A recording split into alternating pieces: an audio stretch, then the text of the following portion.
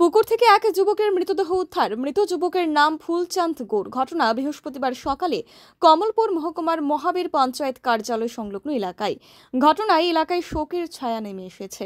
একটি অস্বাভাবিক মৃত্যুর মামলা হাতে নিয়ে ঘটনার তদন্ত শুরু করেছে police. Bureau report, Tripura news. আমার নাম দিগ্বিজয় গোয়ালা। আমার বাড়ি মহাবীর চা বাগানে, পূর্ব টিলাতে। আমি আজকে সকালে টয়লেট থেকে 4:30 সময় বাইর হওয়ার সময় দেখি একটা লাশের মতন ভাসা রয়েছে। আমি কনফার্ম হইতে পারছি এটা কিতা, গিয়া সামনে দেখি উপর থেকেই যে একটা মানুষের লাশ। তো আমি পাড়া প্রতিবেশী সবার ইয়ে করলাম। আমার এখানে প্রধান member, booth president, convener, chairman সবাই আমি জানাইলাম। তারপরে পিএসএ ফোন করা হয়েছে।